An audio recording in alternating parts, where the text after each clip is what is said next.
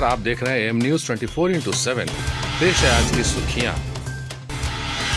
बिहार की हर घर नल का जल निश्चय योजना ने भरी अंतर्राष्ट्रीय उड़ान। बिहार की हर घर नल का जल निश्चय योजना को अंतर्राष्ट्रीय पहचान मिलेगी। G20 देशों के सम्मेलन में इस योजना का भारत सरकार की ओर से प्रस्तुतिकरण किया जाएगा। बिहार की ओर से इस योजना पर विस्तृत रिपोर्ट भारत सरकार को भेज दी गई है। गौरतलब हो कि G20 में शामिल सभी देशों का सम्मेलन 21 और 22 नवंबर को सऊदी अरबिया की राजधानी रियाद में हो रहा है। हर घर नल का जल निश्चय योजना से केंद्र सरकार काफी प्रभावित है। इस योजना को देश भर में लागू भी कर दिया गया है। इस योजना के तहत पाइपलाइन बिछाकर शहर और गांव के हर घर में नल से जल की आपूर्ति की जानी है। यूपीएससी सिविल सेवा परीक्षा 2019 का फाइनल रिजल्ट जारी। संघ लोक सेवा आयोग यूपीएससी ने सिविल सेवा परीक्षा 2019 का फाइनल रिजल्ट जारी कर दिया है। परीक्षा में हरियाणा के सोनीपत जिले के रहने वाले प्रदीप सिंह ने टॉप किया है। दूसरे स्थान पर दिल्ली के जतिन किशोर और तीसरे स्थान पर यूपी के सुल्तानपुर की प्रतिभा वर्मा है। कुल 829 उम्मीदवारों का चयन किया गया है। परीक्षार्थियों के मार्क्स 15 दिन बाद जारी किए जाएंगे। बड़ी संख्या में बिहार के परीक्षार्थी भी सफल रहे हैं। टॉप 100 रैंक में बिहार के 7 लोगों का नाम है। राज्य में कोरोना संक्रमितों की संख्या 62,000 के पार। राज्य में 24 घंटे में रिकॉर्ड 38,215 सैंपल की जांच की गई है। राज्य में अब तक 6,87,154 सैंपल की जांच की जा चुकी है। मंगलवार को 2,464 नए कोरोना संक्रमित मरीजों की पहचान की गई है, जिसके आधार पर अब राज्य में कोरोना पॉजिटिवों की कुल संख्या 62,031 हो गई है।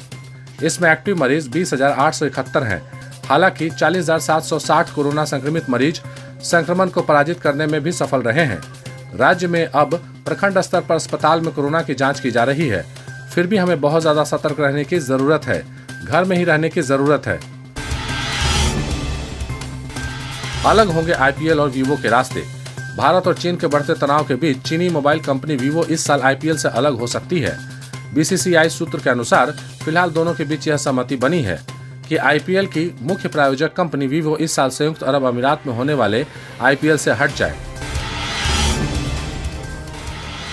लोकतंत्र के अर्थ में रामराज्य। महात्मा गांधी ने कहा था कि स्वराज के कितने ही अर्थ क्यों न किए जाएं, तो भी मेरे नजदीक उसके त्रिकाल सत्य का एक ही अर्थ है और वह है रामराज्य। रामराज्य शब्द का भावार्थ यह है कि उसमें गरीबों की संपूर्ण रक्षा होगी, सब कार्य धर्म पूर्वक किए जाएंगे और लोकमत का हमेशा आदर किया जाएगा। राम राज्य शासन की आदर्श संकल्पना है एक ऐसी राज व्यवस्था जहां न कोई दुखी हो और न ही अभाव से ग्रस्त हो, जहां जन जन भयमुक्त हो और चतुर्दिक शांति हो, जहां का शासन सभी के लिए मंगलकारी हो। श्री राम इसलिए मर्यादा पुरुषोत्तम कहलाए क्योंकि उन्होंने हर हाल में मर्यादा की रक्षा की और स्थापित किया कि सत्यनिष्ठ, कर्मनिष्ठ और धर्मनिष्ठ आचरण ही मर्यादा है तथा उससे सभी बंधे हैं। श्री राम का शौर्य, नेतृत्व और राजतंत्र में रहकर भी लोकतांत्रिक आस्था अद्वितीय है। तभी तो भारतीय जनमानस में श्री राम गहरे, बहुत गहरे समाये आराध्य ही नहीं, हर रूप में सामने आने वाले आदर्श व्यक्ति भी हैं। वह जन जन के ऐसे प्रेरणा पुरुष हैं जिन्होंने कर्तव्य निर्वहन का एक ऐसा उदाहरण प्रस्तुत किया है जो भारत ही नहीं सारी दुनिया और समस्त मानवता के लिए अनुकरणीय है। मर्यादा पुरुषोत्तम श्री राम ने कर्तव्य पालन की जो सीख दी है वह आज भी राह दिखाती है। इस सीख से यह राष्ट्र हर दिन हर क्षण प्रेरित होता है और इसलिए वह उनकी जन्मस्थली पर उनके राम मंदिर की स्थापना को लेकर पुलकित है। अयोध्या में श्री राम के नाम का मंदिर बनना उनकी महिमा का गान भी है। देश की सांस्कृतिक चेतना को बल देने वाला प्रेरणा स्रोत का प्रकाशमान होना भी है। यह अवसर भारतीयता के उद्घोष के साथ ही इस संकल्प का पुनर्पाठ भी है कि हम भारत के लोग श्री राम की जय करते और उनकी गाथा गाते कर्तव्य पथ पर चलते रहेंगे, बिना थके, बिना रुके।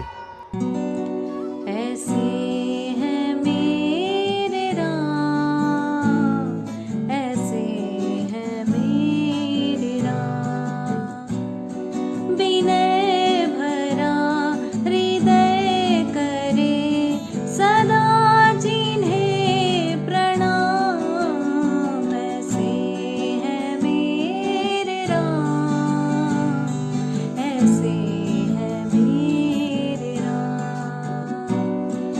हृदय कमल नयन कमल सुमुख कमल चरण कमल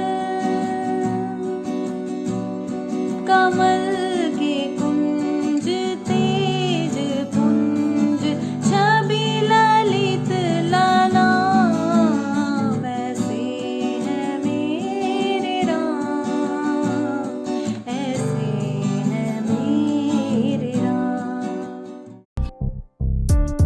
काम हो वैन से प्रचार का या फिर बैनर पोस्टर का, हो डिजिटल मार्केटिंग, यूट्यूब, फेसबुक या एसएमएस का, ऑडियो डबिंग हो या फिर काम चुनाव प्रचार का, वर्चुअल मीटिंग के साथ ही है यहाँ समाधान हर एक समस्या का। और हाँ, चुनाव प्रचार के लिए स्पेशल पैकेज भी है, तो फिर जल्दी ही संपर्क करें 8651504128 या 9065986645।